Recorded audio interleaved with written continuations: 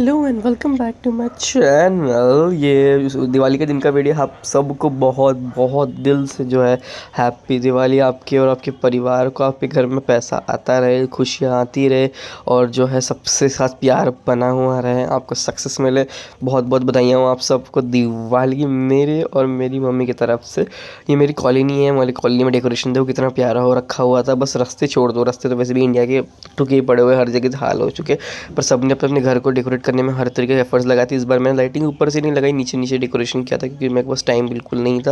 अब बताया आपको कॉर्पोरेट में काम करते हैं तो यही हाल होता है। उसके बाद मैंने इसको थोड़ा एस्थेटिक बनाने का ट्राई किया, पर फिर वही कि टाइम की वजह से नहीं कर पाया मैं। और इसमें भी अगर हम फेस्टिवल्स की में अगर हम ऑफिस जा रहे हैं तो उसमें भी हमारे जो है ऊपर वाले लोग कहते हैं कि भैया तुमको टाइम का समझ में नहीं आता है। कि अरे भाई साहब, त्योहार है, त्योहार में अगर वो बंदा ऑफिस में आ रहा है ना, आप डबल जो पैसा है ना वो मत दो, पर एटलीस्ट उसकी कम से कम रिस्पेक्ट तो करो कि वो आ रहा है भाई।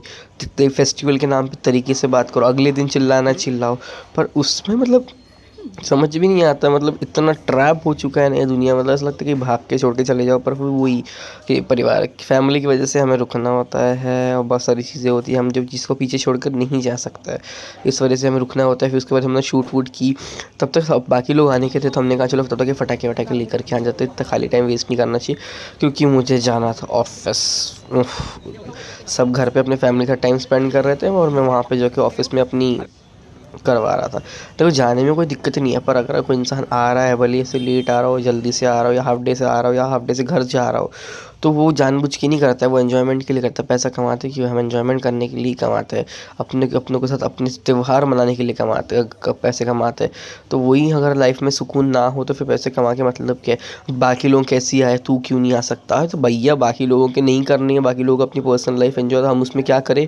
हर इंडिविजुअल की अपनी चॉइस होती है, वो आया तो तू क्यों नहीं आ सकता, ये कौन सा फालतू सवाल होता है।